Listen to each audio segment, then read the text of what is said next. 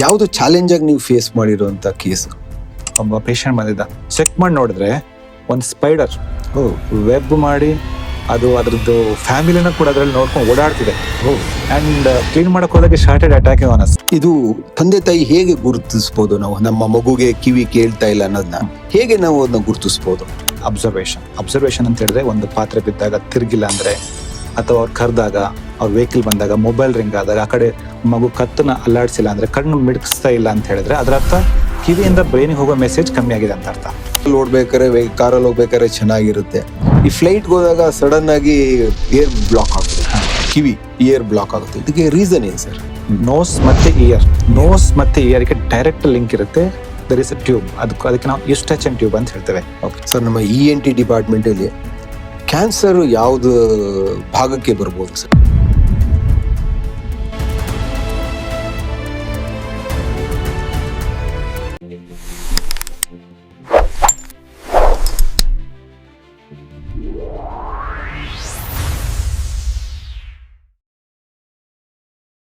Hi, hello, ಎಲ್ರಿಗೂ ನಮಸ್ಕಾರ.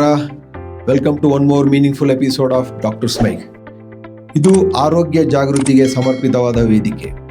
ಇಂದು ನಾವು ಮಕ್ಕಳ ಮತ್ತು ಹಿರಿಯರಲ್ಲಿನ ENT ಸಮಸ್ಯೆಗಳ ಕುರಿತು ಮಾತನಾಡಲಿದ್ದೇವೆ. ಈ ಕಾರ್ಯಕ್ರಮವನ್ನು ಕೊನೆಯವರೆಗೂ ನೋಡಿ, ಇದರಿಂದ ನಿಮ್ಮ ಕುಟುಂಬದವರಿಗೆ ಸಲಹೆ ಪಡೆಯಲು ಅನುಕೂಲವಾಗುತ್ತದೆ. ಇವತ್ತು ನಮ್ಮ ಜೊತೆ ಇದ್ದಾರೆ ಹೆಸರಾಂತ ENT ತಜ್ಞರಾದ ಡಾಕ್ಟರ್ ನಿಶಾನ್. ಇವರು ENT ತಜ್ಞರಾಗಿ ಮೈಸೂರಿನಲ್ಲಿ ಕಳೆದ 10 ವರ್ಷಗಳಿಂದ ವೃತ್ತಿಯನ್ನು ಮಾಡುತ್ತಿದ್ದಾರೆ. ಇವರ ಬಗ್ಗೆ ಒಂದು ಸಣ್ಣ ಕಿರು ಪರಿಚಯ. ಇವರು ತಮ್ಮ MBBS ಮತ್ತು MS ENTಯನ್ನು ಮೈಸೂರಿನ ಮೆಡಿಕಲ್ ಕಾಲೇಜಿಂದ ಗೋಲ್ಡ್ ಮೆಡಲಿಸ್ಟ್ ಆಗಿ ಹೊರಹೊಮ್ಮಿದ್ದಾರೆ.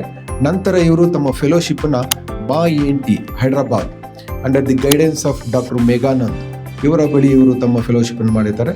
ನಂತರ ಈಗ ಮೈಸೂರಿನಲ್ಲಿ ಅವರು ತಮ್ಮ ENTಯನ್ನು ಪ್ರಾಕ್ಟೀಸ್ ಮಾಡ್ತಾ ಇದ್ದಾರೆ. ಇಂದು ನಮ್ಮೊಂದಿಗೆ ಇದ್ದಾರೆ ಡಾಕ್ಟರ್ ನಿಶಾನ್. ಮಕ್ಕಳ ಮತ್ತು ಹಿರಿಯರ ENT ಚಿಕಿತ್ಸೆಯಲ್ಲಿ ಅಪಾರ ಅನುಭವ ಹೊಂದಿರುವ ತಜ್ಞರು. ಡಾಕ್ಟರ್, ಕಾರ್ಯಕ್ರಮಕ್ಕೆ ಸ್ವಾಗತ. Thank you very much sir. ನಿಮಗೂ ಹಾಗೂ ಈ ಡಾಕ್ಟರ್ ಮೈಕ್ ಟೀಮ್ ಆಯೋಜಿಸಿರುತ್ತಂತ ಈ ಒಂದು ಪಾಡ್ಕಾಸ್ಟ್ಗೆ ನನ್ನನ್ನು ಬರಮಾಡಿಕೊಂಡದಕ್ಕೆ ಎಲ್ರಿಗೂ ನಾನು ಧನ್ಯವಾದಗಳನ್ನ ಹೇಳಿ ಇಷ್ಟಪಡ್ತೇನೆ. ನನ್ನ ಮೊದಲನೇ ಪ್ರಶ್ನೆ, ENT ಅಂದ್ರೆ ಏನು? ಮತ್ತೆ ENT ಮನುಷ್ಯನಿಗೆ ಎಷ್ಟು ಮುಖ್ಯ? ಸರ್, ENT ಡಿಪಾರ್ಟ್ಮೆಂಟ್, ENT ಅಂದ್ರೆ ಕಿವಿ ಮೂಗು ಗಂಟ್ಲು ಡಿಪಾರ್ಟ್ಮೆಂಟ್.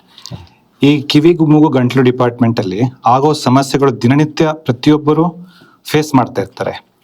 ಸೊ ದಿನನಿತ್ಯದ ಚಟುವಟಿಕೆಗಳು ಈಸಿಯಾಗಿ ಆಗಬೇಕು ಅಂತ ಹೇಳಿದ್ರೆ ಈ ಮೂರು ಸಿಸ್ಟಮ್ನ ಒಂದು ಆರೋಗ್ಯವು ಕಾಪಾಡ್ಕೊಳ್ಳೋದು ತುಂಬ ಇಂಪಾರ್ಟೆಂಟ್. ಹಾಗಾಗಿ ಈ ಒಂದು ಡಿಪಾರ್ಟ್ಮೆಂಟ್ ಸಂಬಂಧಪಟ್ಟಿದ್ದ ಕಾಯಿಲೆಗಳನ್ನ ನಾವು ತಿಳ್ಕೊಳ್ಳೋದು, ಅದಕ್ಕೆ ಸಂಬಂಧಪಟ್ಟ ಚಿಕಿತ್ಸೆ ಕೊಡೋದು ತುಂಬ ಇಂಪಾರ್ಟೆಂಟ್.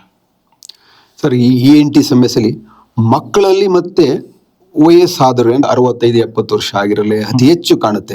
ಇದಕ್ಕೆ ಕಾರಣ ಏನು? ಯಾಕಂದ್ರೆ ಮೊದಲು ನಮಗೆ ಮಕ್ಕಳಲ್ಲಿ, ಬಹುಶಃ ಮಕ್ಕಳು ಅಂದ್ರೆ ನಾವು 12 ವರ್ಷ ಹೇಳ್ತೀರಾ, ನೀವು 15 ವರ್ಷ ಹೇಳ್ತೀರಾ, ಗೊತ್ತಿಲ್ಲ. ಆಸ್ ಎ ಡಾಕ್ಟರ್ ನೀವು ನಮ್ಗೆ ಹೇಳ್ಬೇಕು. ಮತ್ತೆ ಹಿರಿಯರು ಅಂದ್ರೆ ಒಂದು 60-65 ನಂತರ. ಇದಕ್ಕೆ ಕಾರಣ ಏನು sir? Sir, actually ENT problem ಅನ್ನೋದು ಪ್ರತಿಯೊಂದು ಏಜ್ ಗ್ರೂಪ್ ಅಲ್ಲಿ ಇರುವಂತ ಪ್ರಾಬ್ಲಮ್, ಕಾಮನ್ ಪ್ರಾಬ್ಲಮ್.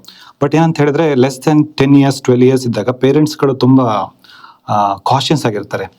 ಮೂಗು ಬ್ಲಾಕ್, ರಾತ್ರಿ ಮಲಗೋದು ಪ್ರಾಬ್ಲಮ್, ಕಿವಿ ಕೇಳುತ್ತಾ ಇಲ್ವಾ, ಈ ತರ ವಿಷಯಗಳ ಬಗ್ಗೆ ಗಮನ ಹರಿಸೋದ್ರಿಂದ ಮಕ್ಕಳಲ್ಲಿ ಪ್ರಾಬ್ಲಮ್ ಜಾಸ್ತಿ ಅನ್ಸುತ್ತೆ. ವಯಸ್ಸಾಗ್ತಾ ಹೋಗ್ತಿದ್ದಂಗೆ ಅವರು ಮನೇಲಿ ಇಬ್ಬರೇ ಇದ್ದಾಗ, ಗಂಡ ಹೆಂಡತಿ, ಕೇಳೋದು ಪ್ರಾಬ್ಲಮ್ ಆದಾಗ, ಒಬ್ರಿಗೊಬ್ರು ಕರೆದಾಗ ಆಗಲ್ಲ, ಅಥವಾ ಇವರೇ ಹೋಗಿ ಕಿರ್ಚಿ ಇದೇನು ಇಷ್ಟೊಂದು ಕೇಳಲ್ಲ ಅಂತ ಹೇಳಿದಾಗ ನೋಟಿಸ್ ಮಾಡ್ತಾರೆ. ಆಮೇಲೆ ವಯಸ್ಸಾದಲ್ಲಿ ಬ್ಲೀಡಿಂಗ್, ಮೂಗಿಂದ ರಕ್ತ ಬರೋದು, ಉಗುಳು ನುಂಗೋ ಸಮಸ್ಯೆ ಆದಾಗ ಸ್ವಲ್ಪ ಕನ್ಸರ್ನ್ ಇಂದ ಬರ್ತಾರೆ.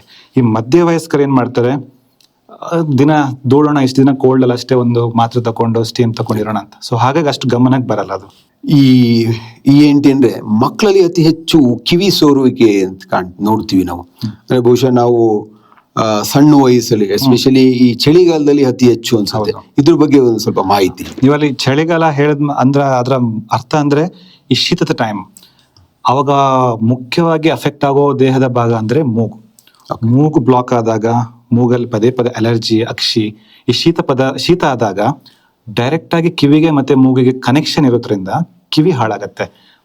ಮಕ್ಕಳಲ್ಲಿ ಹೇಳ್ತಾರೆ ಜೋರಾಗಿ ಮ್ಯೂಕಸ್ ಕ್ಲೀನ್ ಮಾಡಿ ಅಂತ ಖರ್ಚಿ ಬಿಟ್ಕೊಂಡು ಜೋರಾಗಿ ಎಳೆಯೋದ್ರಿಂದ ಅದೇನಾಗುತ್ತೆ, ಪ್ರೆಷರ್ ಕಿವಿಗೆ ಹೋಗ್ಬಿಟ್ಟು ಕಿವಿಯ ಇನ್ಫೆಕ್ಷನ್ ಆಗಿ ಮೊದಲು ಬ್ಲಾಕ್ ಆಗುತ್ತೆ. ಆಮೇಲೆ ಇನ್ನೂ ಟ್ರೀಟ್ ಆಗಿಲ್ಲ ಅಂದ್ರೆ ಕ್ಯೂ ಅದು ಆಚೆ ಬಂದ ಮೇಲೆ ಪೇರೆಂಟ್ಸ್ ನೋಟಿಸ್ ಮಾಡ್ತಾರೆ. ಸೊ ಅಂದ್ರೆ ಮೂಲ ಕಾರಣ ಮೂಗು. ಸೊ ಕಿವಿ ಸೋರೋದು ಅದರದ ಕಾಂಪ್ಲಿಕೇಶನ್ ಹೇಳ್ಬೋದು. Okay complication of nose infection, sinus infection. Okay, ಈ ಕಿವಿ ಸೋರುವಿಕೆನ ನಾವು ನೆಗ್ಲೆಕ್ಟ್ ಮಾಡಿದ್ರೆ ಇದು ಯಾವ ಪರಿಣಾಮ ಬೀರಬಹುದು? ಸರ್, ಕಿವಿ ಪ್ರಾಬ್ಲಮ್ ಸೋರುವಿಕೆನ ನಾವು ಅದು ಬಂದಿದೆ ಅಂದ್ರೇನೆ ನಿಮ್ದು ಸೈನಸೈಟಿಸ್ ಕಾಂಪ್ಲಿಕೇಶನ್ಸ್ ತುಂಬಾ ಜಾಸ್ತಿ ಆಗಿದೆ ಅಂತ ಅರ್ಥ. ಫಸ್ಟ್ ನೋಸ್ನ ರೆಡಿ ಮಾಡಬೇಕು. ಹಾಗೇನೆ ಸೋರೋದು ಹಾಗೇ ನೆಗ್ಲೆಕ್ಟ್ ಮಾಡ್ಕೊಂಡು ಹೋದ್ರೆ, ಟ್ರೀಟ್ಮೆಂಟ್ ತಗೊಂಡಿಲ್ಲ ಅಂದ್ರೆ ಖಂಡಿತವಾಗಿಯೂ ಇದು ಕಿವಿ ಕೇಳುವಿಕೆ ಬಗ್ಗೆ ತುಂಬಾ ಪರಿಣಾಮಕಾರಿ ಎಫೆಕ್ಟ್ ಅನ್ನು ಬೀಳುತ್ತೆ. ಮಕ್ಕಳಲ್ಲಾದ್ರೆ ಅವ್ರದ್ದು ಲ್ಯಾಂಗ್ವೇಜಸ್, ಸ್ಪೀಚ್ ಆಗಲಿ, ಅವ್ರದ್ದು ಸ್ಕಿಲ್ಸ್, ಅವ್ರದ್ದು ಓದೋದು, ಅದ್ರ ಬಗ್ಗೆನೂ ಇಂಪ್ಯಾಕ್ಟ್ ಆಗುತ್ತೆ. ಓಕೆ, ಇದರಿಂದ ಮಕ್ಕಳಿಗೆ ಫ್ಯೂಚರ್ ಅಂದ್ರೆ ದೊಡ್ಡವ್ರು ಆಗ್ತಾ ಕಿವಿ ಡೆಫ್ ಅಂತ ಹೇಳ್ತೀವಲ್ಲ, ಕಿವಿ ಕೇಳದೆ ಇರೋದು, ಆ ತರ ಏನೋ ಪರಿಣಾಮ ಆಗುತ್ತಾ ಇದರಿಂದ? ಸರ್, ಈಗ ಮೊದಲನೇ ಇನ್ಸಲ್ಟ್, ಫಸ್ಟ್ ಒಂದ್ಸಲ ಕಿವಿ ಬಂತು ಅಂದ್ರೆ ಎಚ್ಚರ ವಹಿಸ್ಕೋಬೇಕು. ಪದೇ ಪದೇ ಬಂತು ಅಂದ್ರೆ ENT ಡಾಕ್ಟರ್ನ ಕನ್ಸಲ್ಟ್ ಮಾಡಲೇಬೇಕು. ಸೊ ಪದೇ ಪದೇ ಪ್ರತಿಯೊಂದು ಕಿವಿಯ ಪ್ರತಿ ಸಲ ಇನ್ಫೆಕ್ಷನ್ ಆಗೋದ್ರಿಂದ ಒಂದಿಷ್ಟು ಪ್ರಮಾಣ ಹಿಯರಿಂಗ್ ಕಮ್ಮಿ ಆಗ್ತಾ ಹೋಗುತ್ತೆ.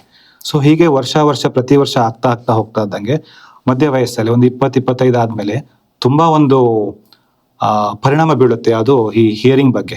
ಕ್ಲಾಸಲ್ಲಿ ಕೇಳಲ್ಲ ಅಂದ್ರೆ, ಲಾಸ್ಟ್ ಬೆಂಚಲ್ಲಿ ಏನಾದ್ರು ಕೂತಿದ್ರೆ ಅಥವಾ ಫಸ್ಟ್ ಬೆಂಚ್ ಓಕೆ, ಪಾಠನೇ ಅರ್ಥ ಆಗಲ್ಲ. ಸೊ ಹಿಂದೆ ಉಳ್ಕೊಂಡ್ಬಿಡ್ತಾರೆ ಅವ್ರು, ಏನ್ ಅರ್ಥ ಆಗಲ್ಲ, ಕಲಿಯಲ್ಲ. ಸೊ 2 ಸಲ ಕೇಳಬೇಕು. ಇಂಟರ್ವ್ಯೂಲ್ ಏನಾದ್ರು ಐಡೆಂಟಿಫೈ ಆದ್ರೆ ಜಾಬ್ ಕೂಡ ಸ್ವಲ್ಪ ಕಷ್ಟನೇ. ಸೊ ಕಿವಿ ಕೇಳೋದು ತುಂಬಾ ಒಂದು ಇಂಪಾರ್ಟೆಂಟ್ ಅದು.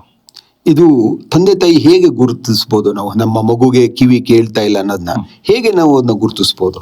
ಸರ್, ಅದೇ ಸದ್ಯಕ್ಕೆ ಬೇಸಿಕ್ ಆಗಿ ಹೇಳ್ಬೇಕು ಅಂದ್ರೆ ಮನೆಯಲ್ಲಿ ಬೇಸಿಕ್ ಟೆಸ್ಟ್ ಅಂತ ಹೇಳಿದ್ರೆ ಅಬ್ಸರ್ವೇಷನ್ ಅಂತ ಹೇಳಿದ್ರೆ, ಒಂದು ಪಾತ್ರೆ ಬಿದ್ದಾಗ ತಿರ್ಗಿಲ್ಲ ಅಂದ್ರೆ, ಅಥವಾ ಅವ್ರು ಕರೆದಾಗ, ಅವ್ರ ವೆಹಿಕಲ್ ಬಂದಾಗ, ಮೊಬೈಲ್ ರಿಂಗ್ ಆದಾಗ, ಆ ಕಡೆ ಮಗು ಕತ್ತನ್ನ ಅಲ್ಲಾಡಿಸಿಲ್ಲ ಅಂದ್ರೆ, ಕಣ್ಣು ಮಿಡ್ಕಿಸ್ತಾ ಇಲ್ಲ ಅಂತ ಹೇಳಿದ್ರೆ ಅದರ ಅರ್ಥ ಕಿವಿಯಿಂದ ಬ್ರೈನಿಗೆ ಹೋಗೋ ಮೆಸೇಜ್ ಕಮ್ಮಿ ಆಗಿದೆ ಅಂತ ಅರ್ಥ. ಸೊ ಅವಾಗ ಏನಾಗುತ್ತೆ, ಅದನ್ನ ಅರ್ಥ ಮಾಡ್ಕೋಬೇಕು. ಇಲ್ಲ ಪರವಾಗಿಲ್ಲ, ರೆಸ್ಪಾಂಡ್ ಮಾಡುತ್ತೆ, ಹಾಗೇನೆ ನಾವು ಅಸಡ್ಡೆ ಮಾಡ್ತಾ ಹೋಯ್ತು ಅಂದ್ರೆ, ಸ್ವಲ್ಪ ಹಿಯರಿಂಗ್ ಲಾಸ್ ಜಾಸ್ತಿ ಆದಾಗ ಇಂಟೆಲೆಕ್ಚುಯಲ್ ಅಂದ್ರೆ ಮಾತು ಕಲಿಯೋದು, ಸ್ಪೀಚ್ ಅವೆಲ್ಲ ಕಲ್ತಿಲ್ಲ ಅಂದ್ರೆ ಆಮೇಲೆ ಐಡೆಂಟಿಫೈ ಮಾಡೋದ್ರಿಂದ ಅಂತ ಬೆನಿಫಿಟ್ ಆಗಲ್ಲ. ಸೊ ಎಷ್ಟು ಅರ್ಲಿ ಆಗತ್ತೆ ಅಷ್ಟು ಅರ್ಲಿ ಆಗಿ ಐಡೆಂಟಿಫೈ ಮಾಡಬೇಕು. ಓಕೆ, ಈಗ ಅದೇ ರೀತಿ ಮಗು ರಾತ್ರಿ ಮನಗಿದ್ದಾಗ ಬಾಯಲ್ಲಿ ಉಸಿರಾಟ ಹಾಕ್ತಾರೆ. ಅಂದ್ರೆ ನೋಸ್ ಬ್ಲಾಕ್, ನೀವು ಹೇಳಿದಾಗೆ ಮೂಗು ಬ್ಲಾಕ್ ಆಗಿರುತ್ತೆ, ಬಾಯಲ್ಲಿ ಉಸಿರಾಟ ಮಾಡುತ್ತೆ, ಮತ್ತೆ ಗೊರಕೆ ಹೊಡಿಯುತ್ತೆ. ಈಗ ನಾವು ತಂದೆ ತಾಯಿಗಳು ಏನಪ್ಪ ಇಷ್ಟು ಚಿಕ್ಕ ವಯಸ್ಸಿಗೆ ಇವನು ಗೊರಕೆ ಹೊಡಿತಿದ್ದಾನೆ ಅಂತ ಹೇಳ್ತೀವಿ. ಈ ಮೂಗು ಕಟ್ಟಿರೋದು ಮತ್ತೆ ಈ ಗೊರಕೆ ಹೊಡಿಯೋದು ಎರಡಕ್ಕೆ ಏನಾದ್ರು ಸಂಬಂಧ ಇದೆಯಾ? ಹೌದು ಸರ್, ಈಗ ಹೇಗಂತ ಹೇಳಿದ್ರೆ ಅರ್ಧ ಗ್ಲಾಸ್ ಫುಲ್ ಇದೆ ಅಂದ್ರೆ ಅರ್ಧ ಗ್ಲಾಸ್ ಖಾಲಿ ಅಂತ. ಸೊ ಹಾಗೇನ್ ಇದ್ರಲ್ಲಿ ಏನಂತ ಹೇಳಿದ್ರೆ, ಮಗು ಬಾಯಲ್ಲಿ ಉಸಿರಾಡುತ್ತಂದ್ರೆ ಮೂಗಲ್ಲಿ ಉಸಿರಾಡಲ್ಲ ಅಂತ ಅರ್ಥ. ಸೊ ಮೂಗ್ ಬ್ಲಾಕಿಗೆ ತುಂಬಾ ಕಾರಣಗಳಿರುತ್ತೆ. ಮೂಗಲ್ಲಿರೋ ಏನಾದ್ರು ಮಕ್ಳು ಫಾರಿನ್ ಬಾಡಿ ಹಾಕೊಂಡ್ರು ಬ್ಲಾಕ್ ಆಗ್ಬೋದು, ಅಲರ್ಜಿಂದಲೂ ಬ್ಲಾಕ್ ಆಗ್ಬೋದು, ಮೂಗಿನ ಕಂಬ ಡೊಂಕಿದ್ರೂ ಆಗತ್ತೆ, ಪಾಲಿಪ್ ಇದ್ರಾಗತ್ತೆ. ಮತ್ತೆ ತುಂಬಾ ಕಾಮನ್ ಆಗಿ ನೋಡ್ತಿರೋ ಪ್ರಾಬ್ಲಮ್ ಅಂದ್ರೆ ಅಲರ್ಜಿ, ಸೈನಸೈಟಿಸ್ ಮತ್ತೆ ಅಡಿನಾಯ್ಡ್ಸ್.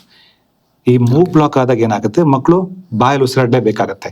ಬಾಯಲ್ಲಿ ಉಸಿರಾಡಿದಾಗ ಏನಾಗುತ್ತೆ, ಗೊರಕೆ ಬಂದೇ ಬರುತ್ತೆ. ಸೊ ಯೂಶಲಿ ನೀವು ಹೇಳಿದಾಗೇನೆ ಪೇರೆಂಟ್ಸ್ ಅನ್ಕೋತಾರೆ, ನಮ್ ತಾತ ಗೊರಕೆ ಹೊಡಿತಿದ್ರು, ನಮ್ಮ ಅಪ್ಪ ಗೊರಕೆ ಹೊಡಿತಾನೆ, ಸೊ ನಮ್ಮ ವಂಶದ ಕುಡಿ, ಸೊ ಹೆರಿಡಿಟರಿ ಆ ಫ್ಯಾಕ್ಟರ್ ಒಂದಿರುತ್ತಲ್ಲ. ಸೊ ಹಾಗಾಗಿ ಅದನ್ನ ತುಂಬಾ ಓವರ್ ಆಗಿ ಅಂಡರ್ ಎಸ್ಟಿಮೇಟ್ ಮಾಡಬಾರ್ದು. ಅದೇ ನೀವು ಇದು ಹೇಳಿದ್ರಿ, ಮೂಗು ಡೊಂಕ ಇರೋದು ಅಂತ ಹೇಳಿದ್ರಿ.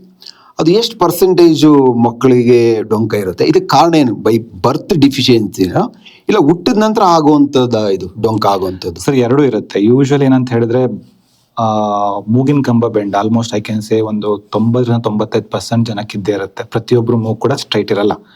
ಬಟ್ ಮೂಗು ಡೊಂಕಿದ್ದು ಉಸಿರಾಡಕ್ ಆಗಲ್ಲ ಅಂದ್ರೆ, ಆ ಕಡೆ ಈವನ್ ಮೆಡಿಸಿನ್ ಕೊಟ್ಟರು ಅದು ರಿಲೀಫ್ ಆಗಿಲ್ಲ ಅಂದ್ರೆ ಮಾತ್ರ we consider them as the patient. ಅವಾಗ ಅಷ್ಟೇ ಅವ್ರಿಗೆ ನಾವು ಫರ್ದರ್ ಟ್ರೀಟ್ಮೆಂಟ್ ನಾವು ಸಜೆಸ್ಟ್ ಮಾಡ್ತೇವೆ.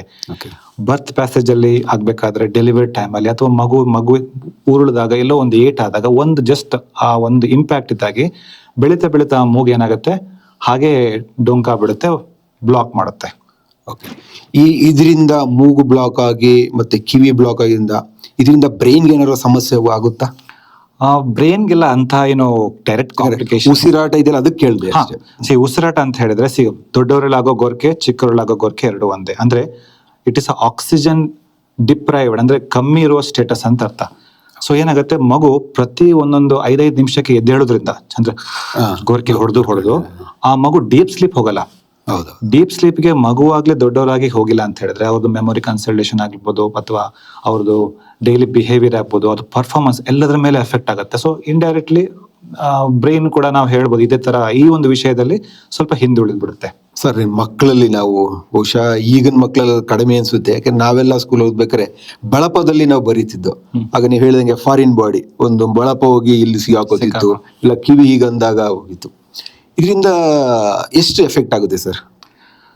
ಅದೇ ಎನಿ ಫಾರಿನ್ ಬಾಡಿ, ಯಾವುದೇ ಒಂದು ಫಾರಿನ್ ಬಾಡಿ ಇದ್ದಾಗ ಅದು ನಾವು ಮೂಗಲಿರಲಿ ಅಥವಾ ಕಿವಿಲಿರಲಿ ಅಥವಾ ಗಂಟಲಿರಲಿ ಅದು ರಿಮೂವ್ ಮಾಡಲೇಬೇಕು.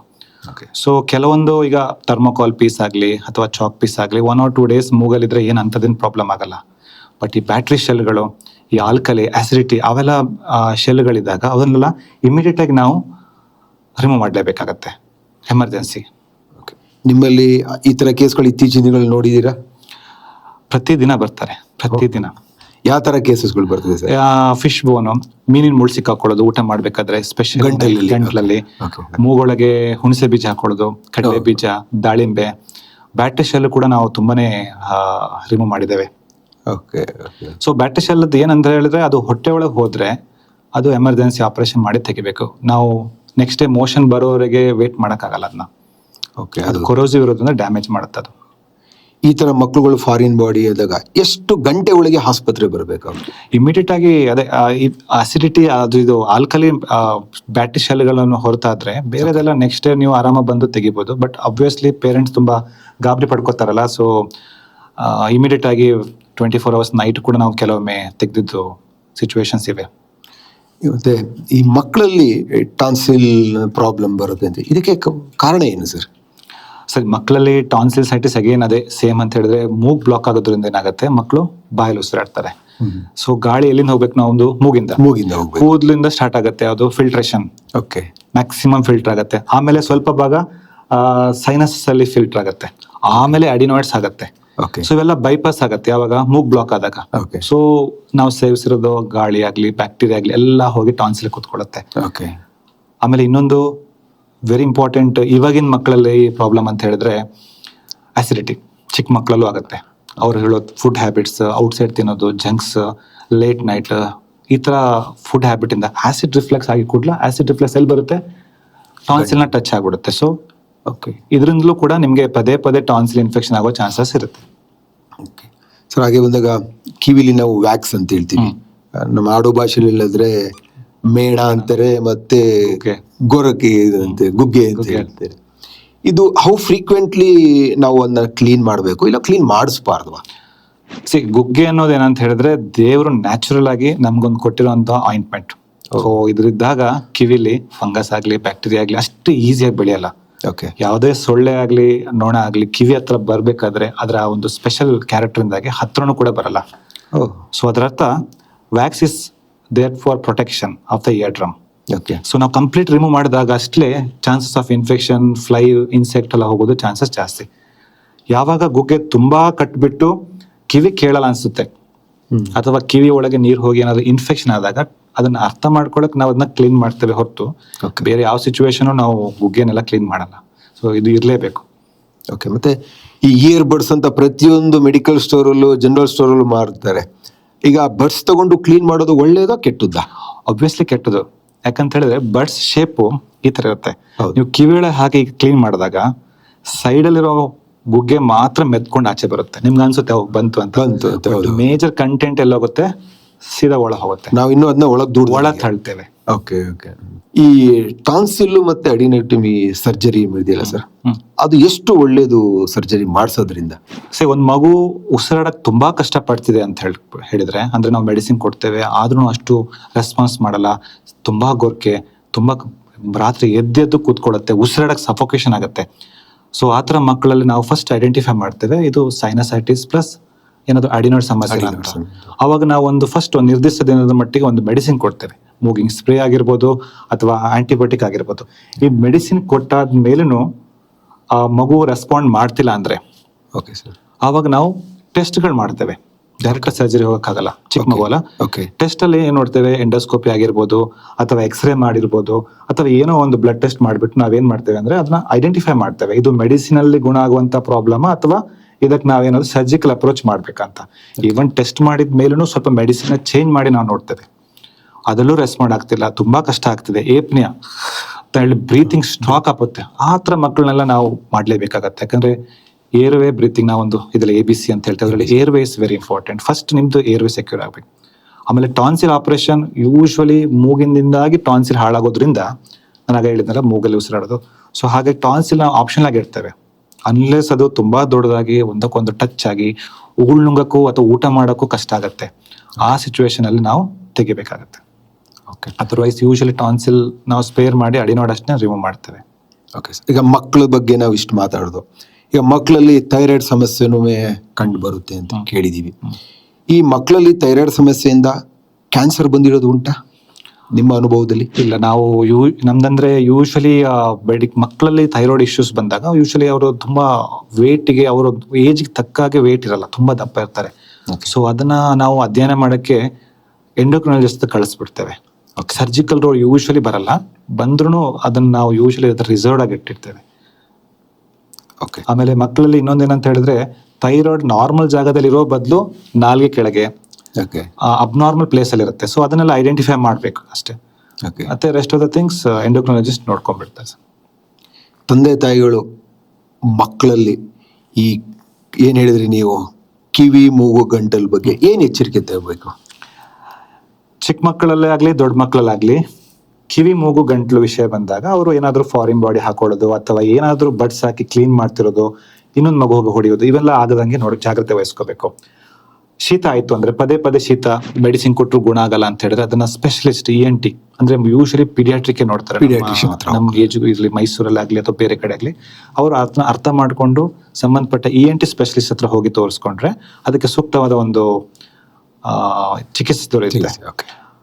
ಅದು ಬಿಟ್ಟು ಮತ್ತೆ ನೆಕ್ಸ್ಟ್ ಅಲಾರ್ಮಿಂಗ್ ಸೈನ್ಸ್ ಹೇಳ್ತೇವೆ ನಾವೀಗ, ಕೇಳದೆ ಇರೋದು ಅದನ್ನ ಅಬ್ಸರ್ವ್ ಮಾಡಿ ಕ್ಯಾಚ್ ಮಾಡ್ಕೊಂಡು ಅದಕ್ಕೆ ಸಂಬಂಧಪಟ್ಟ ಸ್ಪೆಷಲಿಸ್ಟ್ ನ ತೋರಿಸ್ಕೋಬೇಕು. ಓಕೆ. ಈಗ ನೀವು ಮೈಸೂರಿನಲ್ಲಿ ಕಳೆದ 10 ವರ್ಷಕ್ಕಿಂತ ಜಾಸ್ತಿ ನೀವು ಪ್ರಾಕ್ಟೀಸ್ ಮಾಡ್ತಾ ಇದ್ದೀರಾ. ನಿಮ್ಮಲ್ಲಿ ENT ಸಮಸ್ಯೆಯಲ್ಲಿ ಯಾವ ಸಮಸ್ಯೆಯಿಂದ ಮಕ್ಕಳನ್ನ ನೀವು ಜಾಸ್ತಿ ನೋಡ್ತಾ ಇದ್ದೀರಾ? ನಾನು ಆಕ್ಚುಲಿ ಮಕ್ಕಳಲ್ಲಿ ಉಸಿರಾಟ ಸಮಸ್ಯೆನೇ ಜಾಸ್ತಿ ನೋಡ್ತಿರೋದು, ಹಾಗೇನೆ ಜಾಸ್ತಿ ಅದನ್ನ ಚಿಕಿತ್ಸೆ ಕೊಡ್ತಿರೋದು. ಓಕೆ. 10ರಲ್ಲಿ 10 ಅಂತ ಹೇಳಲ್ಲ, 100ರಲ್ಲಿ ಒಂದು 80% ಮಕ್ಕಳಾದ್ರೂ ಮೆಡಿಸಿನ್ ಅಲ್ಲೇ ರೆಸ್ಪಾಂಡ್ ಆಗ್ತಾರೆ.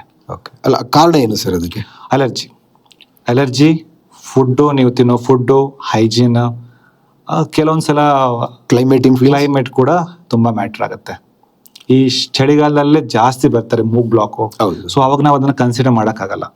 ನಾವು ಸಫಿಷಿಯಂಟ್ ಟೈಮ್ ಕೊಟ್ಟು 1 ಸೀಸನ್ ಅಥವಾ 2 ಸೀಸನ್ ವೇಟ್ ಮಾಡಿ, ಓಕೆ ಎವ್ರಿ ಸೀಸನ್ ಅಲ್ಲಿ ಸೇಮ್ ಪ್ರಾಬ್ಲಮ್ ಕೊಡ್ತಾ ಇದೆ, ಬ್ರೀತಿಂಗ್ ಇಶ್ಯೂಸ್ ಇದೆ, ಈ ಹಿಯರಿಂಗ್ ಇಶ್ಯೂಸ್ ಇದೆ. ಹಿಯರಿಂಗ್ ಇಶ್ಯೂ ಬಂದಾಗ, ಕಿವಿ ಸೋರೋದು ಬಂದಾಗ ನಾವು ಅಷ್ಟೊಂದು ಏನು ವೇಟ್ ಮಾಡೋಕ್ ಹೋಗಲ್ಲ, because it is a complication. ಅದನ್ನ ನಾವು ಕೂಡಲೇ ಎಮರ್ಜೆನ್ಸಿ ತರ ಅಡ್ರೆಸ್ ಮಾಡಬೇಕು. ಓಕೆ. ಓಕೆ. ಯಾವ ಸಮಸ್ಯೆಗೆ ಎಮರ್ಜೆನ್ಸಿ ಅಂತ ENT ಹತ್ರ ಬರಬೇಕು ಮಕ್ಕಳಲ್ಲಿ?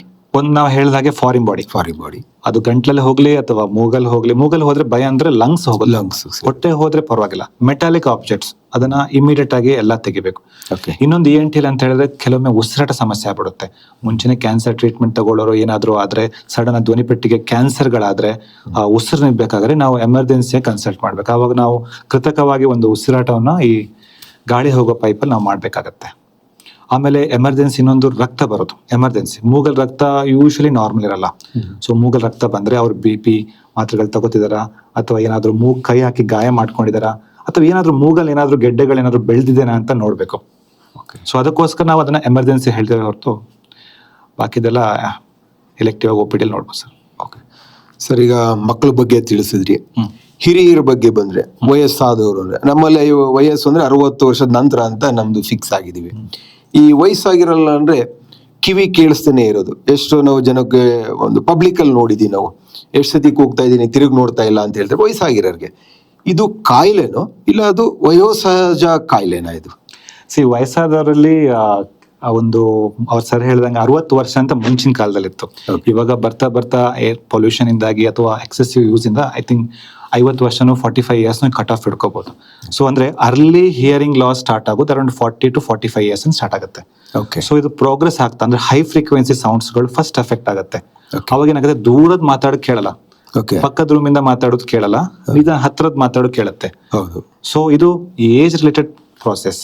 ಈ ವಯಸ್ಸಿಂದ ಆಗುವಂತಹ ಒಂದು ಕಿವಿಯ ನರದ ದುರ್ಬಲ ಅಂತ ಹೇಳ್ಬೋದು ನಾವು.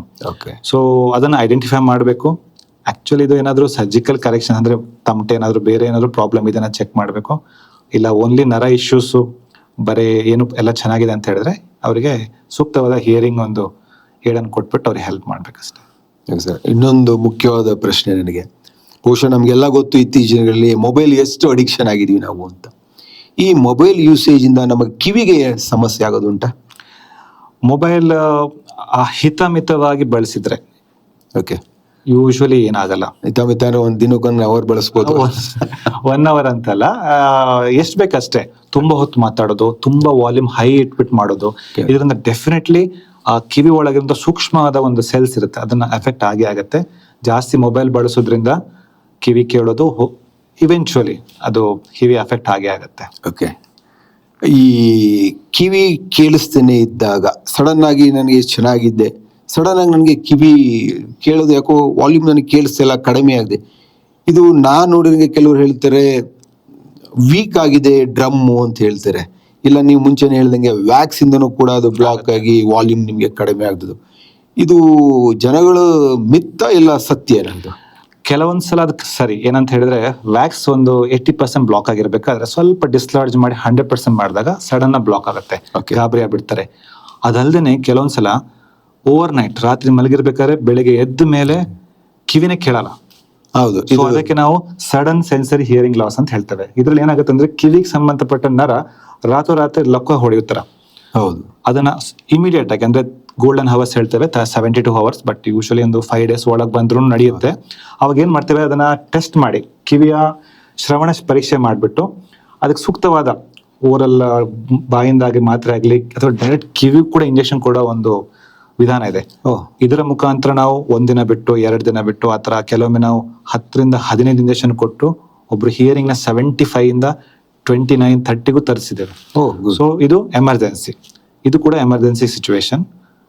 ಸೊ ಪರಿಹಾರ ಏನಂದ್ರೆ ಐಡೆಂಟಿಫಿಕೇಶನ್, ಫಸ್ಟ್ ಡಯಾಗ್ನೋಸ್ ಮಾಡೋದೇ ದೊಡ್ಡ ಸಮಸ್ಯೆ. ತುಂಬಾ ಜನ 1 ವಾರ ಕಳೆದ್ ಬಿಟ್ಟು ನೋಡೋಣ, 10 ದಿನ ಬಿಟ್ಟು ನೋಡೋಣ, ಸ್ವಲ್ಪ ಹಾಗೆ ಇರ್ಬೋದು ಅಂತ ಕಾಗೆ ಕೂತ್ರೆ ಅದು ವಾಪಸ್ ಬರಲ್ಲ. ಸರ್, ಮತ್ತೆ ಹಿರಿಯರಲ್ಲಿ 2 ತರ ಸಮಸ್ಯೆಗಳು ನಾವು ಕೇಳಿದೀವಿ. ಒಂದು ಗಿಡ್ಡಿನೆಸ್ ಅಂದ್ರೆ ಡಿಸಿನೆಸ್, ತಲೆ ಸುತ್ತುವಿಕೆ. ಕೂತಿರ್ತಾರೆ ಇಲ್ಲ ಮನೆಗೆ ನಿದ್ದೆಯಿಂದ ಎದ್ದಾಗ ಸಡನ್ ಆಗಿ ಎದ್ದು ನಿಂತಾಗ ಏನಾಗುತ್ತೆ, ತಲೆ ಸುತ್ತುವಿಕೆ ಬರುತ್ತೆ. ಹಾಗೆ ಕೆಲವರಿಗೆ ವಾಕ್ ಮಾಡ್ಬೇಕಾದ್ರೆ ಇಂಬ್ಯಾಲೆನ್ಸ್ ಆಗುತ್ತೆ. ಇದು ಏನ್ ಕಾರಣ ಸರ್? ಸರ್ ಆಕ್ಚುಲಿ ಬ್ಯಾಲೆನ್ಸ್, ನಮ್ದು ದೇಹದ ಬ್ಯಾಲೆನ್ಸ್ ಸಿಸ್ಟಮ್, ಬ್ರೈನ್, ಪೆರಿಫೆರಲ್ ಅಂತ ಹೇಳ್ತೇವೆ ಕಿವಿ, ಮತ್ತೆ ಸ್ಪೈನಲ್ ಕಾರ್ಡ್, ಜಾಯಿಂಟ್, ಇವೆಲ್ಲ ಸೇರಿ ಮಾಡುವಂತ ಒಂದು ಕಾಂಪ್ಲೆಕ್ಸ್. ಸೊ ಇದು ಯಾವುದೇ ಸಿಸ್ಟಮ್ ಅಲ್ಲಿ ಏನಾದ್ರೂ ಪ್ರಾಬ್ಲಮ್ ಆದಾಗ ಬ್ಯಾಲೆನ್ಸ್ ಇಶ್ಯೂ ಆಗುತ್ತೆ. ಬ್ಯಾಲೆನ್ಸ್ ಹಾಳಾದಾಗ ನಾವು ಯೂಶುವಲಿ ಫಸ್ಟ್ ಕಿವಿನ ನೋಡ್ತೇವೆ, ಕಿವಿ ಪರೀಕ್ಷೆ ಮಾಡ್ತೇವೆ, ಆಮೇಲೆ ನರ ಡಾಕ್ಟರ್ನ ಅವರ ಸಹಾಯ ತಗೊಂಡು ಬ್ರೈನ್ ಅಲ್ಲಿ ಏನಾದ್ರೂ ಪ್ರಾಬ್ಲಮ್ ಇದೆ ಅಂತ ಚೆಕ್ ಮಾಡ್ತೇವೆ. ಸೊ ENT ಬಂದಾಗ ನಾವು ಹೇಳ್ತೇವೆ ವರ್ಟಿಗೋ, ಇಂಬ್ಯಾಲೆನ್ಸ್ ವರ್ಟಿಗೋ ಡಿಫರೆನ್ಸ್ ಅಂತ ಹೇಳಿದ್ರೆ, ಮಲಗಿ ಎದ್ದಾಗ ಅಥವಾ ಕೆಲವೊಂದು ಸಡನ್ ಆಗಿ ಆ ತರ ಅಟ್ಯಾಕ್ ಆದಾಗ ರೂಮ್ ತಿರುಗೋದು, ಈ ತರ ತಿರುಗಿ ವಾಮಿಟ್ ಮಾಡೋದು, ಕಿವಿ ಸೌಂಡು ಅಥವಾ ಕಿವಿ ಮುಚ್ಕೊಂಡಾಗೋದು, ಈ ತರ ಕೆಲವೊಂದು ಸಿಂಪ್ಟಮ್ಸ್ ಇರುತ್ತೆ. ಅದು ಇಂಬ್ಯಾಲೆನ್ಸ್ ಅಂದ್ರೆ ನಿಮ್ಗೆ ಭೂಮಿ ಮೇಲೆ ನಡಿಬೇಕಾದ್ರೆ ಒಂದು ಸ್ಟ್ರೈಟ್ ಲೈನ್ ನಡಿಯಕ್ ಆಗದೆ ಇರೋದು, ಆ ಕಡೆ ವಾಲೋದು, ಈ ಅಮಲ್ ಇದ್ದಂಗೆ. ಸೊ ಅದು ಇಂಬ್ಯಾಲೆನ್ಸ್. ಸೊ ಅಟೆಕ್ಸ್ ಅಂತ ಹೇಳ್ತೇವೆ. ಸೊ ಈ ವರ್ಟಿಗೋದಲ್ಲಿ ನಮ್ಮ ENT ಅಲ್ಲಿ ಬಂದಾಗ ನಾವು ಪೆರಿಫರಲ್ ವರ್ಟಿಗೋ ಅಂದ್ರೆ ಈ ಕಿವಿಯಲ್ಲಿ ಪೊಸಿಷನಲ್ ವರ್ಟಿಗೋ ಅಂತ ಹೇಳ್ತೇವೆ. ಒಂದು ಪರ್ಟಿಕ್ಯುಲರ್ ರೈಟ್ ಟರ್ನ್ ಆದಾಗ ಹಿಂಗೆ ಈ ತರ ಟರ್ನ್ ಆಗೋದು. ಸೊ ಅದು ಕಿವಿಯಲ್ಲಿ ಒಂದು ಸ್ಮಾಲ್ ಒಂದು ಕ್ರಿಸ್ಟಲ್ಸ್ ಇರುತ್ತೆ, ಅದಕ್ಕೆ ನಾವು ಕಿವಿ ಒಳಗಿರೋ ಸ್ಟೋನ್, ಒಟ್ಟುಕೋನಿ ಅಂತ ಹೇಳ್ತೇವೆ. ಅದು ಡಿಸ್ಲಾರ್ಜ್ ಆಗಿ ಅದ್ರ ನಾರ್ಮಲ್ ಪ್ಲೇಸ್ ಇಂದ ಅಬ್ನಾರ್ಮಲ್ ಪ್ಲೇಸ್ ಬಂದು ಕೂತ್ಕೊಂಡು ಅಲ್ಲಿ ಬಾಡಿ ಮೂವ್ಮೆಂಟ್ ಜೊತೆ ಆ 3 dimension ಮೂವ್ಮೆಂಟ್ ಮಾಡಿದಾಗ ಆ ಒಂದು ಪರ್ಟಿಕ್ಯುಲರ್ ಸ್ಪೇಷಲ್ ಓರಿಯಂಟೇಷನ್ ನಿಮಗೆ ತಲೆ ಸುತ್ತು ಬರುತ್ತೆ. ಓಕೆ, ಅದಕ್ಕೆ ನಾವು peripheral vertigo due to positional changes ಅಂತ ಹೇಳ್ತೇವೆ, PPPV. ಅದಕ್ಕೆ ಏನಿಲ್ಲ, ಅದಕ್ಕೆ ಮ್ಯಾನ್ಯೂವರ್ ಮಾಡ್ತೇವೆ, ಮಲಗಿಸ್ಬಿಟ್ಟು ಅವ್ರನ್ನ ಪೊಸಿಷನ್ ರೀಪ್ಲೇಸ್ ಮಾಡ್ತೇವೆ. ಆ ಸ್ಟೋನ್ ಎಲ್ಲಿಂದ ಬಂತು ಅಲ್ಲಿಗೆ ವಾಪಸ್ ಕಳಿಸ್ಬಿಟ್ಟು, ದಟ್ ಇಸ್ ಅ ಟ್ರೀಟ್ಮೆಂಟ್. ಇನ್ನೊಂದು ಕೆಲವು ಇರುತ್ತೆ ಮೆನಿಯರ್ಸ್ ಕಾಯಿಲೆ, ಕೆಲವು ಹಾಗೆ ತುಂಬಾ ವೆಸ್ಟಿಬ್ಯುಲರ್ ನ್ಯೂರೋನೈಟಿಸ್, ಅದ್ರಲ್ಲಿ ಏನಾಗುತ್ತೆ ಇನ್ನರ್ ಇಯರ್ ಇನ್ಫೆಕ್ಷನ್ ಆಗುತ್ತೆ, ಕುಡ್ ಬಿ ವೈರಲ್ ಅಥವಾ ಫ್ಲೂಡ್ ಪ್ರೆಷರ್ ಇಂದಾಗಿ.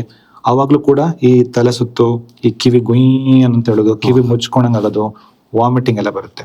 ಸೊ ಎಲ್ಲದಕ್ಕೂ ಪರಿಹಾರ ಇದೆ. ಅದರ ಸ್ಟೆಪ್ ವೈಸ್ ಅದನ್ನ ಅನಾಲಿಸಿಸ್ ಮಾಡಿ ಅದನ್ನ ಐಡೆಂಟಿಫೈ ಮಾಡಿ ಸೂಕ್ತವಾದ ಪರಿಹಾರ ಕೊಡ್ಬೇಕಷ್ಟೆ. ಸರ್, ಈಗ ಏಜ್ ಆಗಿರಲಿ 1-2 ಸಮಸ್ಯೆ ಇದೆ. ಏನಂದ್ರೆ ಸ್ಮೆಲ್ ನನಗೆ ಬರ್ತಾ ಇಲ್ಲ, ವಾಸನೆ ನನಗೆ ಗೊತ್ತಾಗ್ತಾ ಇಲ್ಲ ಅಂತ ಹೇಳ್ತಾರೆ.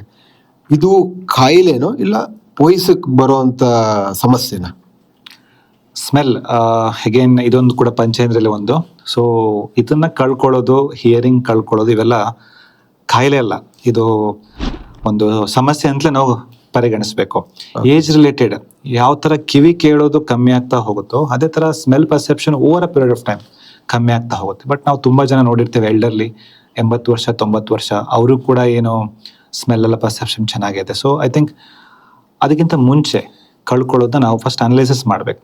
ಇದು ಮೂಗಿನ ಶೀತ, ಕೋಲ್ಡು ಅಥವಾ ಪಾಲಿಪ್ಸ್ ಇಂದ ಏನಾದ್ರು ಬಂತ, ಅಥವಾ ಸ್ಮೆಲ್ಗೆ ಏರಿಯಾ ಸಂಬಂಧಪಟ್ಟ ಬ್ರೈನ್ ಯಾವ್ದಿರುತ್ತೋ ಅಲ್ಲಿ ಏನಾದ್ರು ಇಶ್ಯೂಸ್ಗಳು ಲೈಕ್ ಏನೋ ಟ್ಯೂಮರ್ ಆ ಥರ ಏನಿತ್ತು ಅಂದ್ರೆ ಐಡೆಂಟಿಫೈ ಮಾಡಿ. ಎಲ್ಲ ಏನೂ ಇಲ್ಲ ಅಂತ ಹೇಳಿದ್ರೆ ಸಮ್ ಮೆಡಿಸಿನ್ಸ್ ಕೊಟ್ಟು ನಾವು ನೋಡ್ಬೇಕಷ್ಟೇ.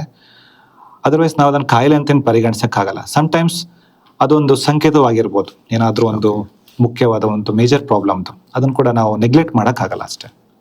ಮತ್ತೆ ಈ ಎಲ್ಡರ್ಲಿ ಪೀಪಲ್ ಅಲ್ಲಿ ಸರ್ ನುಂಗುವಿಕೆ ಅಂದ್ರೆ ಸ್ವಾಲೋಯಿಂಗ್ ಸಮಸ್ಯೆ ಬರುತ್ತೆ. ಏನಾದ್ರು ನಾನು ರೊಟ್ಟಿ ತಿನ್ಬೇಕು, ಚಪಾತಿ ತಿನ್ನೋಕೆ ಹೋದಾಗ ಅಲ್ಲ ಮುದ್ದೆ ನುಂಗಿದಾಗ ಸಮಸ್ಯೆ ಆಗಿದೆ ಥ್ರೋಟಲ್ಲಿ. ಇದು ಹೇಗೆ ಸರ್? ಇದೇ ಒಂದು ಕಾಯಿಲೆದ ಒಂದು ಲಕ್ಷಣನ ಇಲ್ಲ ಏಜಿಗೆ ಬರೋವಂಥ ಸಮಸ್ಯೆನಾ?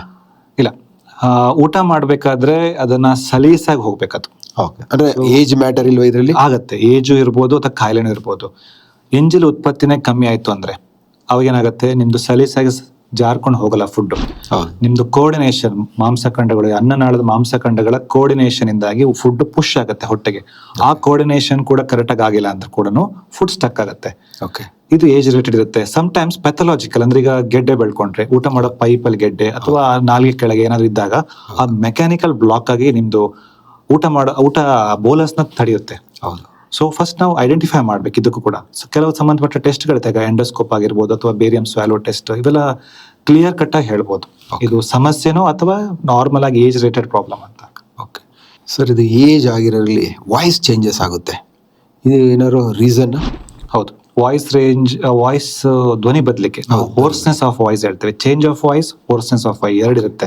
ಡಿಫರೆನ್ಸ್ ಹೇಳ್ತೇನೆ. ಹೋರ್ಸ್ನೆಸ್ ಆಫ್ ವಾಯ್ಸ್ ಅಂದ್ರೆ ಧ್ವನಿ ಪೆಟ್ಟಿಗೆ ಸಂಬಂಧಪಟ್ಟ ಇಶ್ಯೂಸ್. ಹೌದು. ಚೇಂಜ್ ಆಫ್ ವಾಯ್ಸ್ ಮೂಗ್ ಬ್ಲಾಕ್ ಆದ್ರೆ ಅಥವಾ ಬಾಯಲ್ಲಿ ಟ್ಯೂಮರ್ ಆದ್ರೆ ಆ ಥರ ಇದ್ರೆ. ಸೊ ಧ್ವನಿ ಪೆಟ್ಟಿಗೆ ಈ ವೋಕಲ್ ಕಾರ್ಡ್ಸ್ ಅಲ್ಲಿ ಸ್ವಲ್ಪ ಒಂದು ಗೆಡ್ಡೆ, ಗಾಯ ಅಥವಾ ಹುಣ್ಣು ಏನಾದ್ರೂ ಆದ್ರೂ ಆ ಕ್ಲೋಸ್ ಆಗಲ್ಲ ಅಪ್ರಾಕ್ಸಿಮೇಷನ್. ಸೊ ಅವಾಗ ಏನಾಗುತ್ತೆ ಅಂದ್ರೆ ವಾಯ್ಸ್ ಕ್ವಾಲಿಟಿ ಚೇಂಜ್ ಆಗುತ್ತೆ. 10-15 ದಿನಗಳಿಗಿಂತಲೂ ಮೇಲೆ ವಾಯ್ಸ್ ಚೇಂಜ್ ಆಗಿರೋದು ಚೆನ್ನಾಗಿ ವಾಪಸ್ ಬಂದಿಲ್ಲ ಅಂತ ಹೇಳಿದ್ರೆ ಖಂಡಿತವಾಗಿಯೂ ಒಂದು ಎಂಡೋಸ್ಕೋಪಿ ಪರೀಕ್ಷೆ ಮಾಡಿ ನೋಡ್ಲೇಬೇಕು ಏನ್ ಕಾರಣ, ಏನ್ ರೀಸನ್ ಅಂತ. ಸೊ ಇದು ಪ್ಯಾಥಾಲಜಿನ್ ಇರ್ಬೋದು ಅಥವಾ ನಾರ್ಮಲ್ ಆಗಿ ಹಾಗೆ ನರ ವೀಕ್ನೆಸ್ ಆಗ್ತಾ ಕೆಲವೊಂದು ಪೋಸ್ಟ್ ಸ್ಟ್ರೋಕ್ ಬ್ರೈನ್ ಸ್ಟ್ರೋಕ್ ಆಗಿರುತ್ತೆ, ಅವರಲ್ಲೂ ಕೂಡ ಧ್ವನಿ ಪೆಟ್ಟಿಗೆ ವಾಯ್ಸ್ ಚೇಂಜ್ ಆಗಿರುತ್ತೆ. ಬಟ್ ಧ್ವನಿ ಪೆಟ್ಟಿಗೆ ಚೆನ್ನಾಗಿ ಕೆಲಸ ಮಾಡ್ತಿರುತ್ತೆ. ಸೊ ನಾರ್ಮಲ್ ಅಂತಲೂ ಹೇಳೋಕ್ಕಾಗಲ್ಲ, ಬಟ್ ಇವ್ಯಾಲ್ಯೂಯೇಷನ್ ಮಾಡಲೇಬೇಕು. ಓಕೆ ಸರ್, ನಮ್ಮ ENT ಡಿಪಾರ್ಟ್ಮೆಂಟಲ್ಲಿ ಕ್ಯಾನ್ಸರ್ ಯಾವುದು ಭಾಗಕ್ಕೆ ಬರ್ಬೋದು ಸರ್? ಹೈಯೆಸ್ಟ್ ಓರಲ್ ಕ್ಯಾನ್ಸರ್, ಅದು ಬಕ್ಕಲ್ ಮ್ಯೂಕಸ್ ಇರ್ಬೋದು ಅಥವಾ ನಾಲ್ಗೆ ಇರ್ಬೋದು, ತುಂಬಾ ಹೈ. ಈವನ್ ENT ಅಂದ್ರೆ ಅಲ್ಲ, ಎಂಟೈರ್ ಜನರಲ್ ಬಾಡಿಯಲ್ಲಿ ಓರಲ್ ಕ್ಯಾನ್ಸರ್ಸ್ ಅಥವಾ ಸ್ವಲ್ಪ ಥ್ರೋಟ್ ಕ್ಯಾನ್ಸರ್ಸ್ ಹೈಯೆಸ್ಟ್ ನಂಬರ್ಸ್ ಇರುತ್ತೆ. ಲೈಫ್ ಸ್ಟೈಲ್ ಅಷ್ಟೇ. ಈಗ ನನಗೆ ಆ ಗಂಟಲಲ್ಲಿ ಕ್ಯಾನ್ಸರ್ ಬಂದಿದೆ ಅನ್ನೋಕ್ಕೆ ಏನಾದ್ರು ಸ್ಕ್ರೀನಿಂಗ್ ಇದೆಯಾ ಸರ್? ಸಿಂಪ್ಟಮ್ಸ್ ಏನ್ ಸಿಂಪ್ಟಮ್ಸ್? ಸಿಂಪ್ಟಮ್ಸ್ ಅಂದ್ರೆ ಈಗ ಬಾಯಲ್ಲಿ ಒಂದು ಹುಣ್ಣಿದೆ ಅನ್ಕೊಳ್ಳಿ, ಯಾವ್ದ್ರಲ್ಲಿ, ನಾಲ್ಗೆ ಮೇಲೆ. ನಾಲ್ಗೆ ಆ ಹಲ್ಲು, ಒಂದು ಶಾರ್ಪ್ ಹಲ್ಲು, ಆ ನಾಲ್ಗೆನ ಚುಚ್ಚಿ ಮಾಡಿರೋ ಗಾಯನ ಕೂಡ ನಾವು ನೆಗ್ಲೆಕ್ಟ್ ಮಾಡೋಕ್ಕಾಗಲ್ಲ. ಒಂದು ಗಾಯ 15 ದಿನ 20 ದಿನ ತಿಂಗಳಾದ ಮೇಲೂ ಗುಣ ಆಗ್ತಿಲ್ಲ ಅಂದ್ರೆ ಅದನ್ನ ಟೆಸ್ಟ್ ಮಾಡ್ಬೇಕು. ಊಟ ನುಂಗಕ್ ಸಮಸ್ಯೆ ಆಗ್ತಿದೆ, ನುಂಗಕ್ ಕಷ್ಟ ಆಗ್ತಿದೆ, ಉಗ್ದಾಗ ರಕ್ತ ಬರ್ತಿದೆ, ಸ್ವಲ್ಪ ವಾಯ್ಸ್ ಹಾಟ್ ಪೊಟೆಟೋ ವಾಯ್ಸ್ ಹೇಳ್ತೇವೆ, ಬಾಯಿದಲ್ಲಿ ಬಿಸಿ ನೀರು ಇಟ್ಕೊಂಡು ಮಾತಾಡ್ತೇವಲ್ಲ ಆ ಥರ ವಾಯ್ಸ್ ಬಂದಾಗ ಚೆಕ್ ಮಾಡ್ಬೇಕು. ಸೊ ಸಿಂಪ್ಟಮ್ಸ್ ಮೇಲೆ ನಾವು ಹೇಳ್ತೇವೆ ಹೈ ಇಂಡೆಕ್ಸ್ ಆಫ್ ಸಸ್ಪಿಷನ್ ತರ. ಆ ಥರ ಒಂದು ಎಚ್ಚರಿಕೆ ಇಟ್ಕೊಂಡು ನಾವು ಫರ್ದರ್ ಇವ್ಯಾಲ್ಯೂಯೇಷನ್ ಮಾಡಿ ಅದನ್ನ ಐಡೆಂಟಿಫೈ ಮಾಡ್ಬೋದು. ಹಾಗೆ ಜಸ್ಟ್ ಪೆಟ್ ಸ್ಕ್ಯಾನ್ ಆ ಥರ ಎಲ್ಲ ಮಾಡಿ ಏನು ಐಡೆಂಟಿಫೈ ಮಾಡೋ ಅವಶ್ಯಕತೆ ಓರಲ್ ಕ್ಯಾನ್ಸರ್ ಬರಲ್ಲ, ಕ್ರಾಸ್ ಆಗಿ ಗೊತ್ತಾಗುತ್ತೆ. ಓಕೆ ಸರ್, ನಂತರ ಈ ಫೆಸ್ ನೀವು ಸೈನಸ್ ಸರ್ಜರಿ ಅಂತ ಮಾಡ್ತೀರಾ ENT ಸರ್ಜರಿಯಲ್ಲಿ, ಇದು ಈಗ ಮಾಡಿಸ್ದೆ 5 ವರ್ಷ ಆದ್ಮೇಲೆ ಮತ್ತೆ ನನಗೆ ಡಾಕ್ಟರ್ ಹೇಳ್ತಾ ಇದ್ದಾರೆ ಸರ್ಜರಿ ಮಾಡ್ಲಿಕ್ಕೆ ಅಂತ ಹೇಳ್ತಾರೆ, ಇದು ಏನಕ್ಕೆ ಸರ್? ಇದು ಸರ್ ಆಕ್ಚುಲಿ ಸೈನಸ್ ಸರ್ಜರಿಗೆ ನಾವು ಸೈನಸ್ ಸರ್ಜರಿ ಅಂತ ಹೇಳ್ತೇವಲ್ಲ, ಅದು ಫೆಸ್ ಅಂತ ಹೇಳ್ತೇವೆ, ಫಂಕ್ಷನಲ್ ಎಂಡೋಸ್ಕೋಪಿ ಸೈನಸ್ ಸರ್ಜರಿ. ಈ ಸೈನಸ್ ಸರ್ಜರಿ ಕಾನ್ಸೆಪ್ಟ್ ನಿಮ್ ಮೂಗಲ್ಲಿ ವೆಂಟಿಲೇಷನ್, ಗಾಳಿ ಹೋಗೋ ಬರೋದನ್ನ ಎಸ್ಟಾಬ್ಲಿಷ್ ಮಾಡದೆ ಹೊರತು ಪರ್ಮನೆಂಟ್ ಆಗಿ ನಿಮ್ಗೆ ಪಾಲಿಪ್ ಅಂತ ಹೇಳ್ತೇವೆ. ಪಾಲಿಪ್ಗಳೇನಾಗುತ್ತೆ, ಈ ಅಲರ್ಜಿ ಪಾಲಿಪ್, ಫಂಗಲ್ ಪಾಲಿಪ್ಸ್ ಎಲ್ಲ ಇರುತ್ತೆ. ಇವೆಲ್ಲ ಅಲರ್ಜಿ ಡಿಪೆಂಡೆಂಟ್, ನಿಮ್ಗೆ ಬಾಡಿಲಿ ಅಲರ್ಜಿ ಆಗ್ತಿದ್ದಂಗೆ ಪಾಲಿಪ್ ಬೆಳೆಯುತ್ತೆ. ಹೌದು. ಸೊ ನೀವು ಎಷ್ಟೇ ಮೆಡಿಸಿನ್ ಸ್ಪ್ರೇ ಕೊಟ್ಟರು ಒಳ ಹೋಗಲ್ಲ. ಸೊ ಅದನ್ನ ಒಳ ಹೋಗೋಂಗೆ ಮಾಡಕ್ಕೆ ಈ ಸರ್ಜರಿ ಮಾಡಿ ನಾವು ದಾರಿ ಮಾಡಿಕೊಡ್ತೇವೆ. ಸೊ ಯಾವಾಗ ಎರಡು ಮೂಗಲ್ಲಿ ಪಾಲಿಪ್ ಇರುತ್ತೆ, ಫಂಗಸ್ ಇರುತ್ತೆ, ಸ್ಮೆಲ್ಲೇ ಇರಲ್ಲ ಅವರಿಗೆ, ಅಂಥವರಿಗೆ ಸರ್ಜರಿ ಮಾಡಿದ್ರು ಮತ್ತೆ ಮತ್ತೆ ಮರುಕಳಿಸುವ ಚಾನ್ಸಸ್ ಜಾಸ್ತಿ ಇರುತ್ತೆ. ಅದೇ ಒನ್ ಸೈಡೆಡ್ ಪಾಲಿಪ್ ಇದ್ದಾಗ, ಈ ಒಂದು ಸೈನಸ್ ಇಂದ ಬಂದಿದ್ದ ಪಾಲಿಪ್ ಮ್ಯಾಕ್ಸಿಲರ್ ಅಂತ ಹೇಳ್ತೇವೆ, ಅಥವಾ ಮೂಗ್ ಕಂಬ ಬೆಂಡಿದ್ದಾಗ, ಚಿಕ್ಕದಿದ್ದಾಗ ಅವೆಲ್ಲ ಮಾಡಿದ್ರೆ ಒಂದ್ಸಲ ಮಾಡಿದ್ರೆ ಮತ್ತೆ ಲೈಫ್ ಟೈಮ್ ಬರಲ್ಲ. ಸೊ ಕಾಯಿಲೆನ ಅರ್ಥ ಮಾಡ್ಕೋಬೇಕು. ಈ ಕಾಯಿಲೆ ಯಾವ ಕಾಯಿಲೆಗೆ ನಾವು ಯಾವ ಸರ್ಜರಿ ಮಾಡ್ತಿದ್ದೇವೆ, ಮಾಡೋ ಉದ್ದೇಶ ಏನು, ಆ ಪೇಷಂಟ್ ಕರೆಕ್ಟಾಗಿ ಕ್ಲಿಯರ್ ಆಗಿ ಹೇಳಿದ್ರೆ ಇವೆಲ್ಲ ತೊಂದರೆಗಳನ್ನ ನಾವು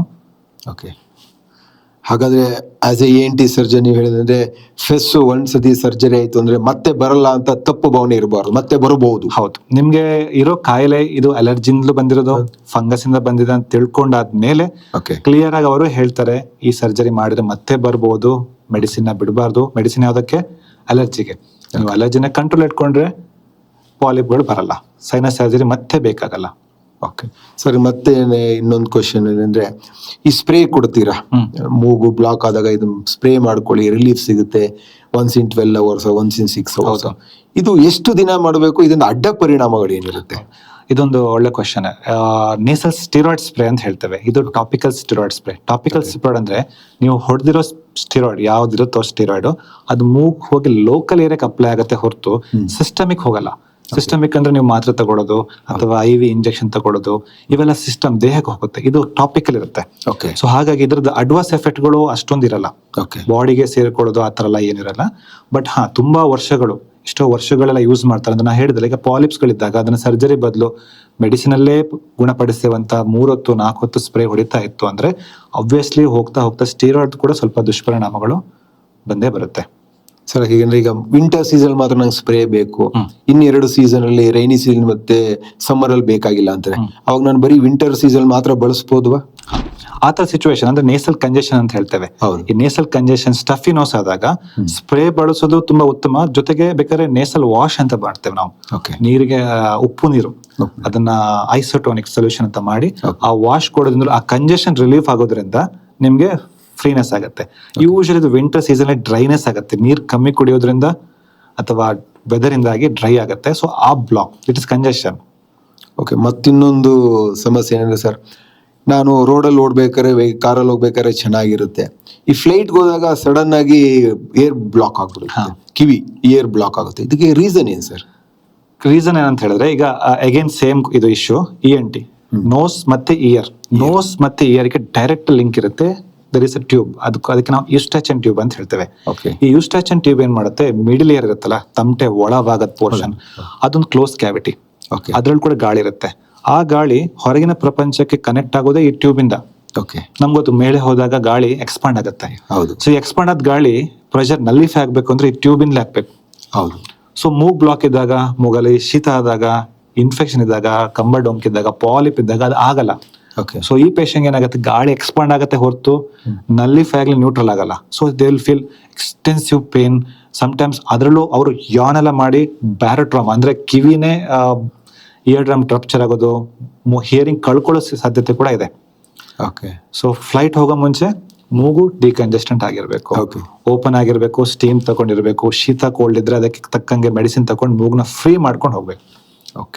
ಸರ್, ಈಗ ನಮ್ಗೆ ಪ್ರಿವೆಂಟಿವ್ ಹೆಲ್ತ್ ಚೆಕ್ ಅಂತ ಇಡೀ ದೇಹಕ್ಕೆ ಇದೆ. ನಮ್ಮ ENTಗೆ ಏನಾದ್ರು ಪ್ರಿವೆಂಟಿವ್ ಹೆಲ್ತ್ ಚೆಕ್ ಅಂತ ಏನಾದ್ರು ಇದೆಯಾ? ಪ್ರಿವೆಂಟಿವ್ ಹೇರ್ ಚೆಕಪ್ ಅಂತ ENT ಆ ತರ ಏನು ಬರಲ್ಲ. ಬಟ್ ಹಾಗೆ ಏನಾದ್ರು ಫ್ಯಾಮಿಲಿ ಹಿಸ್ಟ್ರಿ ಇತ್ತು ಅಂದ್ರೆ, ಉಸಿರಾಟ ಸಮಸ್ಯೆ ಇತ್ತು, ಮಕ್ಕಳ ಸಮಸ್ಯೆ ಇತ್ತು ಅಂದ್ರೆ ಬೇಕಾದ್ರೆ ಒಂದು ಎಂಡೋಸ್ಕೋಪಿ ಮಾಡಿ ನೋಡ್ಬೋದು. ಕಿವಿದು ಹಿಯರಿಂಗ್ ಫ್ಯಾಮಿಲಿ ಹಿಸ್ಟ್ರಿ ಇತ್ತು ಅಂದ್ರೆ ಹಿಯರಿಂಗ್ ಚೆಕ್ ಮಾಡ್ಬೋದು. ಅಪ್ಪ ಅಮ್ಮಂಗೆ ಸ್ವಲ್ಪ ಡೌಟ್ ಇದೆ ಅಂತ ಹೇಳಿದ್ರೆ ಅದನ್ನ ಒಂದು ಪ್ರಿವೆಂಟಿವ್ ಆಗಿ ಕ್ಯಾಂಪ್ ಎಲ್ಲ ಆರ್ಗನೈಸ್ ಮಾಡಿದಾಗ they can go and get the hearing check done. ಈಗ ನಾವು ದೈನಂದಿನದಲ್ಲಿ ಸರ್ ಎಷ್ಟು ಫ್ರೀಕ್ವೆಂಟ್ ಆಗಿ ಅಂದ್ರೆ ಈಗ ಪ್ರತಿದಿನ ನಾನು ಹೇಗೆ ಕಾಪಾಡ್ಕೋಬೇಕು ನನ್ನ ENTಯ ಪಂಚೇಂದ್ರಿಯಗಳಲ್ಲಿ ಇದು 3 ಇದು ಕಿವಿ, ಮೂಗು, ಗಂಟಲನ್ನ ಹೇಗೆ ನಾನು ಪ್ರೊಟೆಕ್ಟ್ ಮಾಡ್ಕೋಬೇಕು? ಪ್ರೊಟೆಕ್ಟ್ ಮಾಡಕ್ಕೇನು ಅಂತ ಪರ್ಟಿಕ್ಯುಲರ್ ಆಗಿ ಏನು ಚಿಕಿತ್ಸೆ ಆಗಲಿ ಆ ಥರ ಏನಿಲ್ಲ. ರೆಗ್ಯುಲರ್ ಈಗ ನಾವು ಹೇಳ್ತೇವೆ before going to bed and after getting from the bed ಒಂದ್ಸಲ ಬ್ರಷ್ ಎಲ್ಲ ಆದ್ಮೇಲೆ ಒಂದ್ ಸ್ವಲ್ಪ ಗಾಗಲ್ ಮಾಡ್ಬೇಕು, ಸಾಲ್ಟ್ ವಾಟರ್ ರೆಗ್ಯುಲರ್. ಅರ್ಶಿನ ಎಲ್ಲ ಏನೋ ಬೇಡ.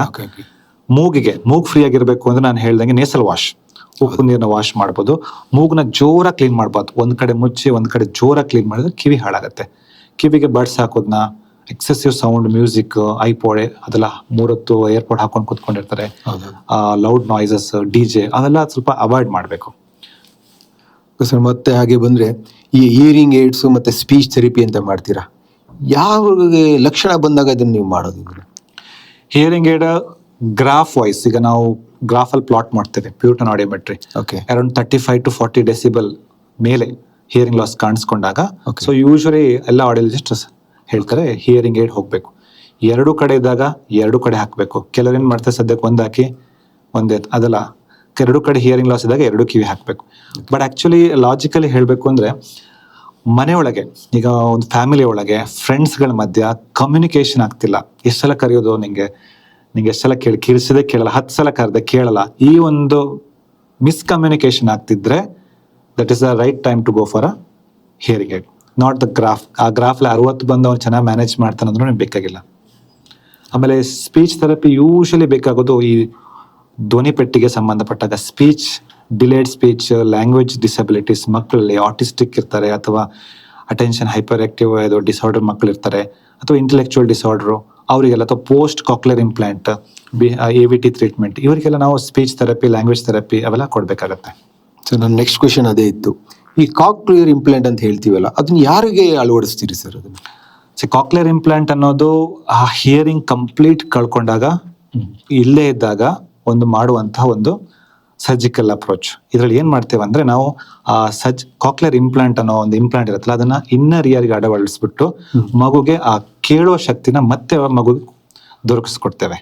ಸೊ ಹುಟ್ಟಬೇಕಾದ್ರೆ ಮಕ್ಕಳಲ್ಲಿ ಕಿವಿ ಶ್ರವಣ ಶಕ್ತಿನೇ ಇರಲ್ಲ. ಕಾಕ್ಲಿಯರ್ ಡೆವಲಪ್ಮೆಂಟ್ ಫೇಲ್ಯೂರ್ ಆಗಿರ್ಬೋದು ಅಥವಾ ಬೇರೆ ಕಾರಣಗಳಿಂದ.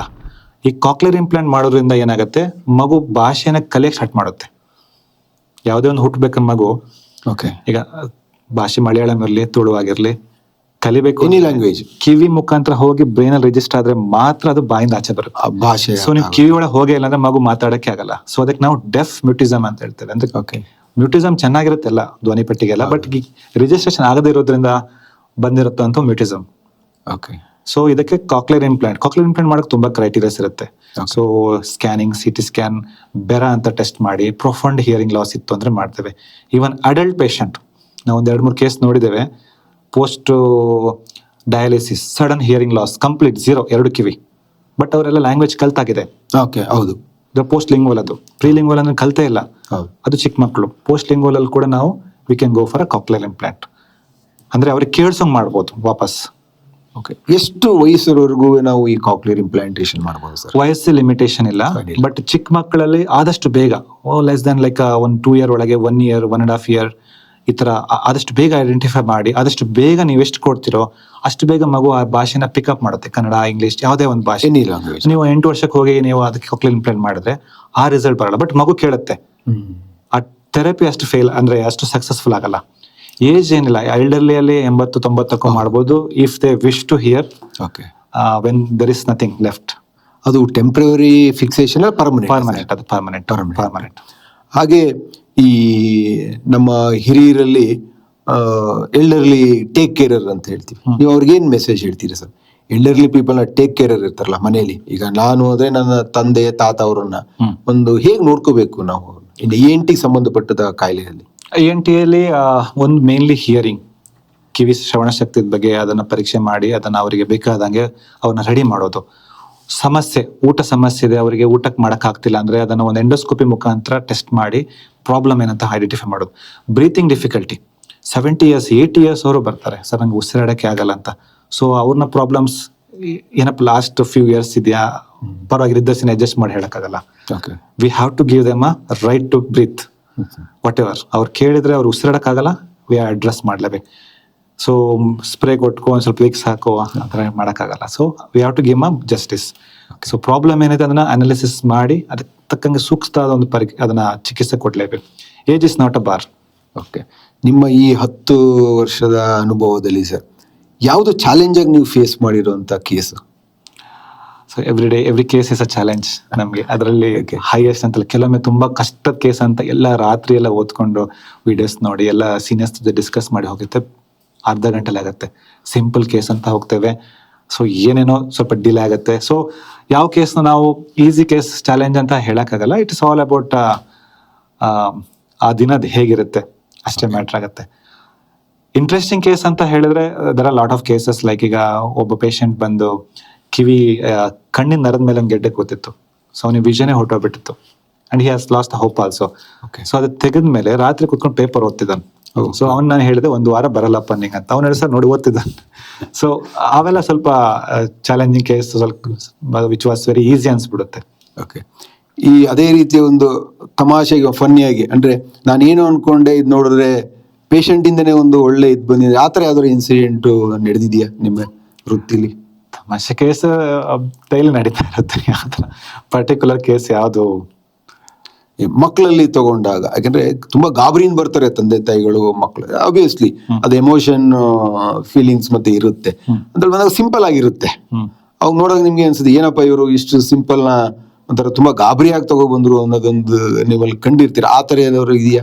ಆತರ ಏನಿಲ್ಲ. ಕೆಲವೊಮ್ಮೆ ಫಾರಿನ್ ಬಾಡಿ, ಕಿವಿಯೊಳಗೆ ಫಾರಿನ್ ಬಾಡಿ ಹೋಗಿದೆ ಅಂತ ಹೇಳ್ತಾರೆ. ಮಗುನೇ ಹೇಳ್ತಿತ್ತ, ನಾನ್ ನೋಡಿದೆ, ಕ್ಯಾಮ್ರಾ ಹಾಕಿ ತೋರಿಸಿದ್ರು ನಂಬಲ್ಲ.